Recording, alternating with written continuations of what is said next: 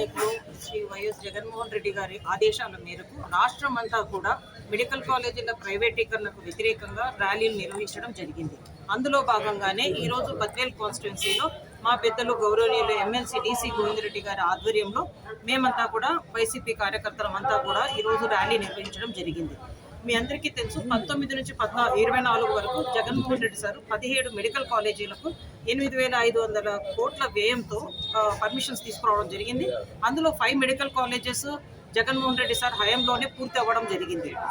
Pulivendula, Paderu medical colleges పూర్తి అయినా కూడా ఈ ప్రభుత్వం వచ్చిన తర్వాత ఎన్ఎంసీ 50 సీట్స్కి పర్మిషన్ ఇస్తే కూడా ఈ ప్రభుత్వం కూటమి ప్రభుత్వం అధికారంలోకి వచ్చిన తర్వాత మేము నిర్వహించలేమని రాసించిన ప్రభుత్వం కేవలం మన మొత్తం ఇండియాలో ఈ కూటమి ప్రభుత్వమే ఉంటుంది.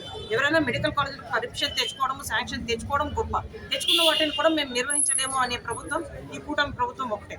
ఈరోజు 7 మెడికల్ కాలేజెస్ పూర్తి అయితే మిగతా 10 మెడికల్ కాలేజెస్ కూడా ఒక 25%, 30% కొన్ని అలా పూర్తి అయిన వాటిని మేము వీటిని పూర్తి చేసి నిర్వహించలేమని ఒక పీపీపీ విధానం అని తీసుకొచ్చి ప్రైవేట్ వ్యక్తులకు, వాళ్ళకు అనుకూలమైన వ్యక్తులకు నామినల్గా, అంటే ఎకరాకి చాలా నామినల్ 100 రూపాయలు ఎకరా 100 రూపాయలకు లీజ్కి ఇవ్వడం ఎంతవరకు ధర్మం?